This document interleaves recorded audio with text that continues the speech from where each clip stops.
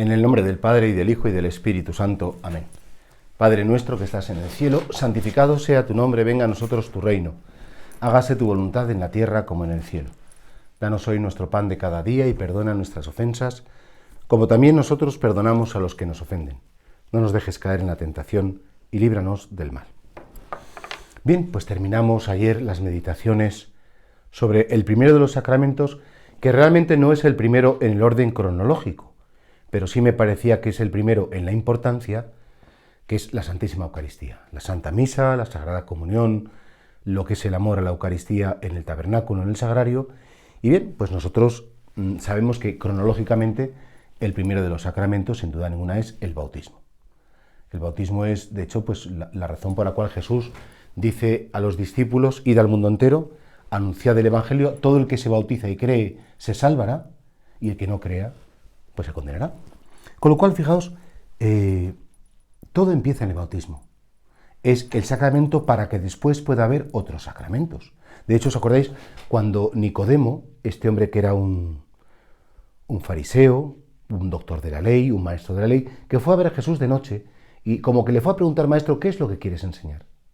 Y claro, Jesús dice: te lo aseguro, el que no nazca del agua y del Espíritu no puede entrar en el reino de los cielos. Nicodemo no entendió nada. ¿Volver a nacer? ¿Esto qué es? ¿Volver a entrar en el vientre de la madre? No, y Jesús dijo: volver a nacer, sí, porque efectivamente el bautismo es el sacramento, se define en el catecismo, por ejemplo, romano, el sacramento del nuevo nacimiento por el agua y la palabra. Nosotros nacemos y nuestros padres nos dan una vida natural, una vida biológica, un cuerpo, una mente y un alma inmortal que crea Dios. Nuestros padres, de algún modo, pues son los responsables, digamos, entre comillas responsables, de la dimensión genética nuestra, de la dimensión espiritual. Cuando Dios llama a la existencia a cualquier ser humano, le da un alma inmortal. A cualquier ser humano, desde el embrión que está en el vientre de su madre hasta la persona, todos tenemos un alma inmortal que nos ha regalado el Señor. Pero dicho lo cual, ese nacimiento natural que recibimos de nuestros padres, Jesús quiere que por el don de la fe, por su muerte en la cruz, por su resurrección, que sobre esa vida natural llegue una vida sobrenatural. Y esa vida sobrenatural se recibe por el bautismo. Fijaos que, claro, vamos a ver si puede ser en dos meditaciones que yo pudiera pues compartir con vosotros cuál es la fe de la Iglesia, qué es lo que creemos, pero en definitiva vamos primero por los nombres y luego iremos profundizando en el contenido y en la importancia de este sacramento. Sabéis que los nombres que recibe a lo largo de la historia, pues el primero, por supuesto, es el bautismo, que es una palabra griego. Baptisein en griego significa sumergir, introducir dentro del agua. Y creo que lo comenté en alguna charla anterior, pues por ejemplo, cuando un barco ya por fin se terminaba de construir y salía como del dique seco ya a entrar en el agua, decía que el barco se bautizaba, es decir, se introducía en el agua. Y por tanto, ese introducir en el agua, ese sumergirse, es un símbolo de sepultar al catecúmeno, sumergirte en la muerte de Cristo, de donde sales, por el don de la resurrección, a una vida nueva, a una nueva criatura. También, fijaos, se le llamó a este sacramento el baño de la regeneración y de renovación en el Espíritu Santo. Uno se baña para estar limpio, uno se baña para quitarse el polvo del camino, las impurezas. Pues el baño era un modo como de quitar todo aquello que no era propio tuyo, sino que se te había ido pegando, y sobre todo pues la suciedad, y quedar pues regenerado. Es decir, volver a ser pues la piel original, sobre todo pues recuperarte de un cansancio y una serie de cosas, y por eso se llamó el baño de la regeneración. También decía San Justino que este baño es llamado iluminación, porque quienes reciben la catequesis son iluminados, conocen lo que ha sucedido y conocen con una luz interior lo que puede suceder en su corazón. En definitiva, fijaos, el bautismo es el más bello y el más magnífico de todos los dones. San Gregorio Nacianceno decía que le llamamos de muchos modos. En primer lugar decía, le llamamos don o regalo. ¿Por qué? Porque el que recibe el bautismo no aporta nada. ¿Qué mérito tenía yo el día que me bautizaron? ¿Qué había hecho de bueno para que me dieran el bautismo? Nada. Incluso, aunque fueran los que son bautizados mayores y han demostrado que son buenos, que se portan bien, que tienen una vida honesta, es tan desproporcionado la gracia que recibimos a lo que nosotros podemos hacer para recibirla, que el primero de los nombres del bautismo es don, regalo, porque lo he recibido inmerecidamente, sin ningún derecho, un puro regalo. También dice San Gregorio que se le llama gracia. ¿Por qué? Porque es dado incluso a los culpables. El bautismo se puede dar, y se da de hecho pues a los pecadores más grandes. Basta con que te arrepientas, con que sientas la pena de haber pecado, con que realmente te des cuenta que eres culpable y quieras acoger el amor de Dios, para que, aun siendo culpable, recibas ese sacramento. Por tanto, es una gracia, es algo gratis. También dice, se llama bautismo, lo hemos visto antes, porque supone esa sepultura. Dice que se le llama unción, porque es sagrado y porque es real. Y todos los que eran ungidos, antiguamente en el antiguo Israel, se ungía a las personas destinadas al culto, se ungía a los sacerdotes y se ungía a los reyes. También se ungía a los profetas. También es llamado iluminación, lo hemos dicho antes, porque es luz resplandeciente. También es llamado vestidura, porque cubre nuestra vergüenza. También es llamado baño, porque lava. Sello, porque nos guarda y es el signo de la soberanía de Dios. Fijaos, en la historia antigua de la Iglesia, los padres de la Iglesia dieron diferentes nombres que de algún modo van definiendo el sentido del sacramento, la razón de ser de este sacramento. Ya fijaos, en el Antiguo Testamento es como prefigurado el bautismo, y de hecho en la noche de la vigilia pascual, cuando se va a bendecir el agua bautismal, se hace referencia de que Dios se sirvió del elemento agua para anunciar la salvación que por medio del agua iba a hacer en Jesucristo. De hecho, pues a los niños pequeños, normalmente en el día de su primera comunión, en muchos lugares, está previsto que se haga, en lugar del acto penitencial, se hace la renovación de los compromisos bautismales y se asperge a los niños con el agua. Pero hay un diálogo y yo le pregunto, a ver, niños, ¿para qué sirve el agua? Y me dicen, bueno, pues para beber, para que haya vida, porque para regar, porque cuando tú riegas algo brota la vida, para limpiarse. Es decir, qué bonito es como los niños intuyen, ¿no?, que el agua, que es el elemento más sencillo y más esencial para la vida, ¿no?, pues tiene una finalidad. Y por eso, por ejemplo, en el Antiguo Testamento, en la Antigua Alianza, por ejemplo, en el momento de la creación dice que el Espíritu de Dios se cernía sobre las aguas.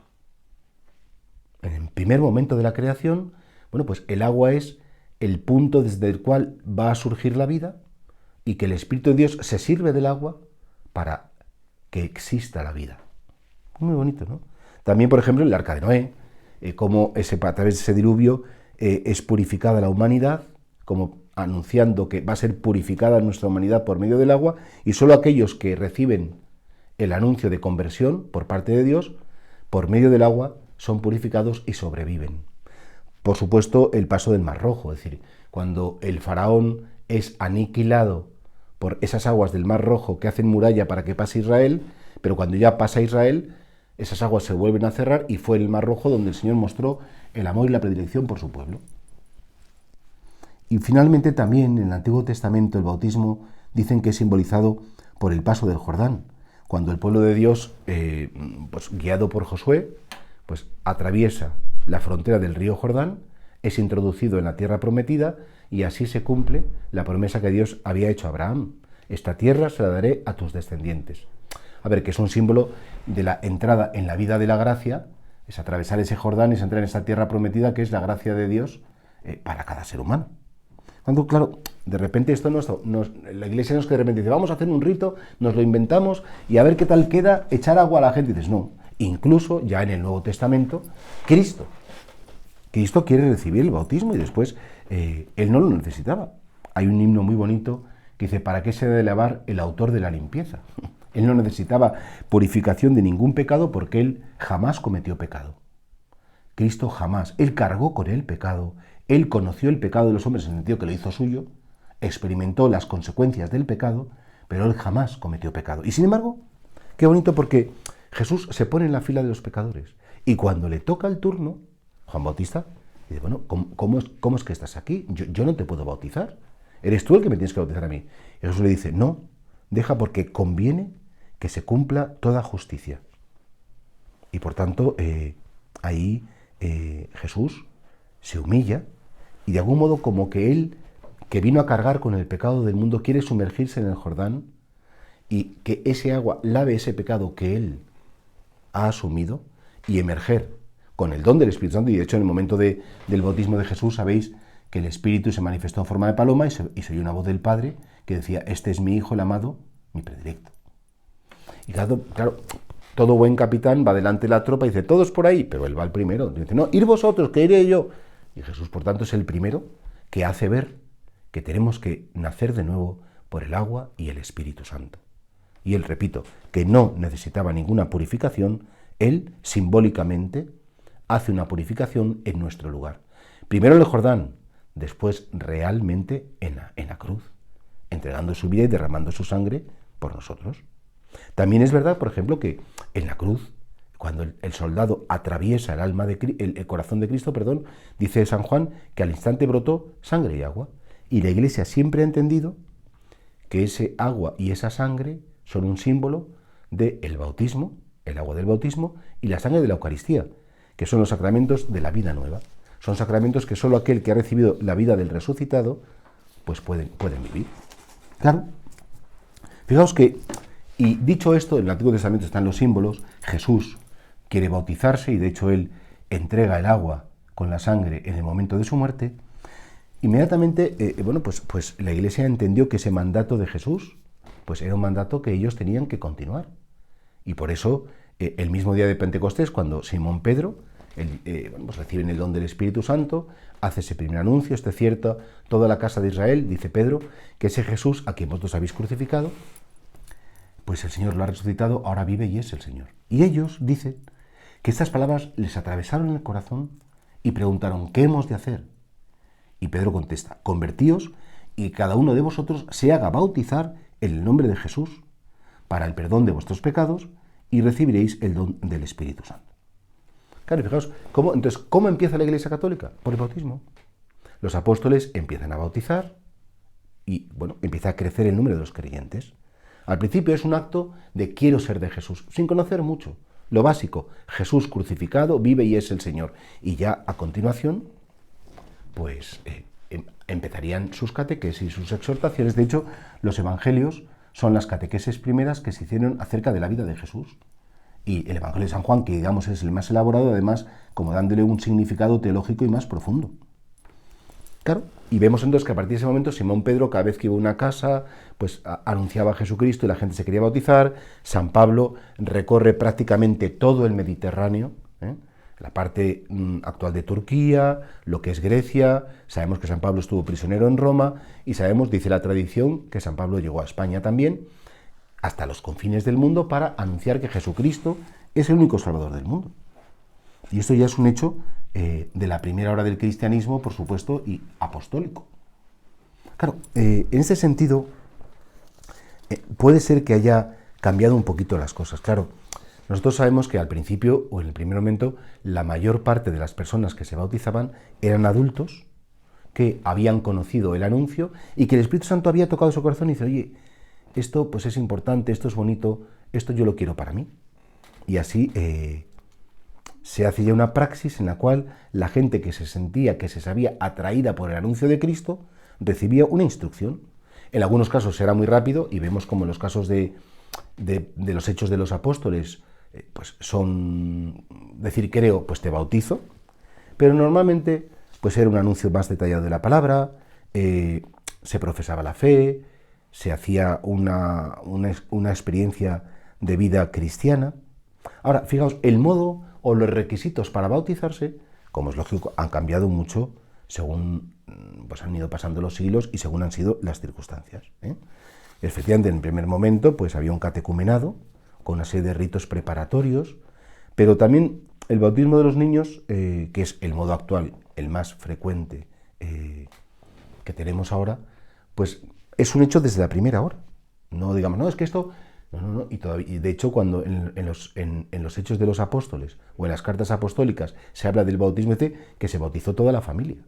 Y por tanto no se bautiza solamente una persona, se bautiza el padre de familia, su mujer, sus hijos, los servidores que quisieran, pero bueno, que ya tenemos constancia segura de que desde la primera hora también se bautizan los niños. Ahora, fijaos, en el ritual del bautismo de niños, lo que se hace es, lo que hacen los catecúmenos, pues periodo a periodo, momento a momento, todos esos pasos de el óleo de los catecúmenos, la unción, etcétera, pues todo se hacía en etapas, y en cambio en el bautismo de los niños se hace concentrado, todo en una única celebración.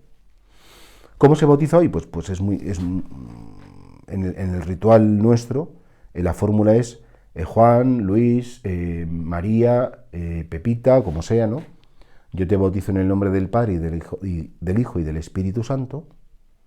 Y en el rito oriental la fórmula es un poquito distinta, porque lo que dicen es el siervo de Dios Joaquín o la sierva de Dios Ana es bautizado en el nombre del Padre, y del Hijo y del Espíritu Santo, y cada vez que se pronuncia un nombre de Dios, una persona de la Santísima Trinidad, se es sumergido en el agua, completamente sumergido, y después sale del agua. Son 3 inmersiones y emersiones.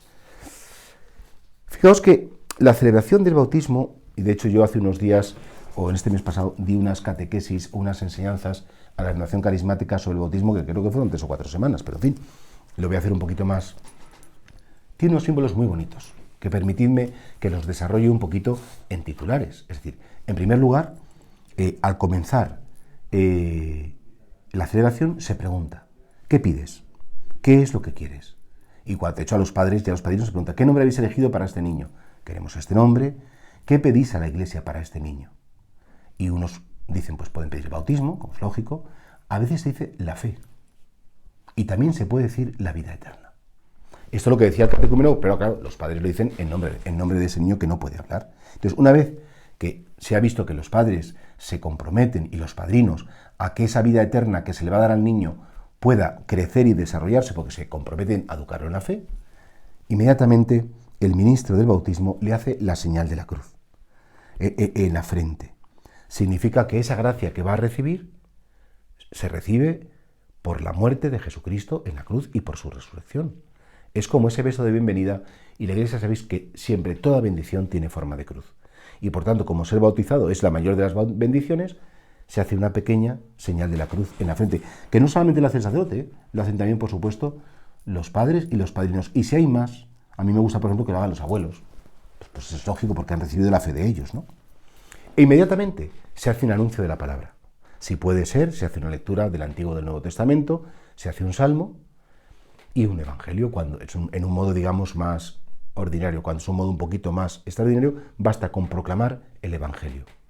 Haciéndose después, pues una explicación, si puede ser, de lo que significa el bautismo, de la gracia que supone, y evidentemente al niño no se va a explicar, hay que explicárselo a los demás para que ellos recuerden que están bautizados y que lo que va a suceder en ese niño ha sucedido ya en ellos, porque todos los cristianos estamos llamados como a reavivar, a actualizar la gracia bautismal. No es algo que se nos dio, se quedó ahí, sino que bueno, pues tenemos que convertirlo en vida. Es muy importante. Después de ese anuncio de la palabra y que se hacen, pues se invocan a los santos, que son nuestros intercesores, se hace una serie de peticiones, como es lógico, ¿no? Pues pedimos para que este niño sea santo, para que llegue a la vida eterna, para que los padres lo puedan educar, para que esta familia sea bendecida con todas las gracias de Dios. Bueno, una vez hecho eso, entonces, fijaos, está, en primer lugar, el rito del exorcismo, en el que se pide la protección y la liberación del poder del diablo, de Satanás. Y de hecho se puede hacer uno o varios exorcismos, depende si sea niño, que es solamente uno, o si son adultos. Y una vez que se ha hecho el exorcismo, que es como una especie como de campana protectora para que el enemigo del hombre, que es Satanás, y el enemigo de Dios nunca pueda hacerme daño, a veces me preguntan, ¿tú has hecho exorcismos? Digo, uy, yo muchos. Todas las semanas he hecho exorcismos porque pues, es un poquito lo que la Iglesia me pide cada vez que bautiza a un niño. Entonces se pone el óleo de los catecúmenos, una vez hecho el exorcismo, que es como ese símbolo por el cual la fuerza de Dios, esa presencia interior de Dios que va a recibir esa criatura que va a ser bautizada, se manifiesta en una fuerza vital, que es muy importante. Y entonces ya, una vez que se ha puesto se ha hecho el exorcismo y se pone el óleo de los catecúmenos, entonces se pide a los papás que en nombre del niño primero renuncien al mal, y en segundo lugar, que afirmen la fe. Tú crees en Dios Padre, crees en Dios Hijo, crees en Dios Espíritu Santo, y se pide a los padres que proclamen el credo. Por ejemplo, cuando yo bautizo niños que son de primera comunión, bueno, pues que se han despistado un poco los padres o que han esperado lo que sea, es el mismo niño el que proclama la fe y le digo, dime en qué fe cree ese niño, pues pronuncia credo, que se le ha explicado previamente.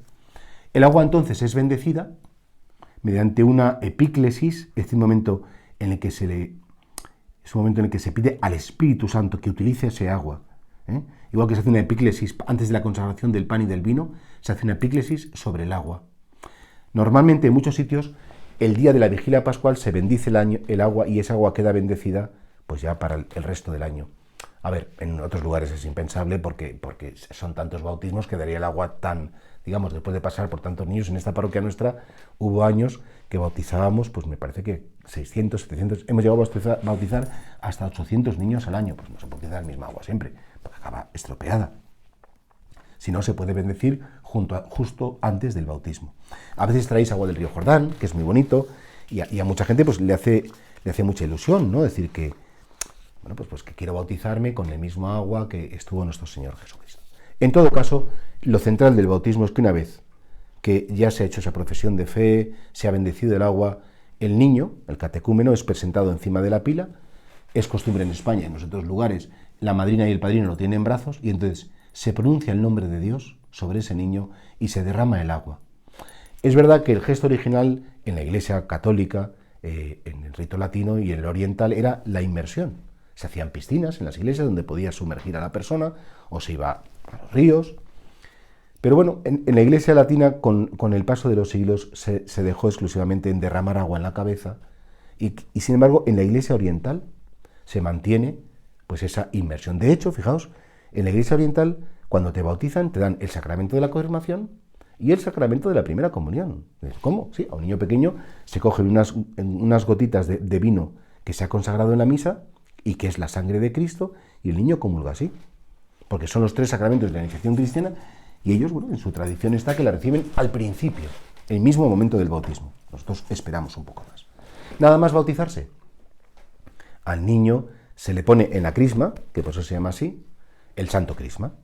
Es un óleo, aceite de oliva, que está perfumado y que lo consagra exclusivamente el obispo, y lo suele hacer el día del Jueves Santo por la mañana en lo que se llama la misa crismal.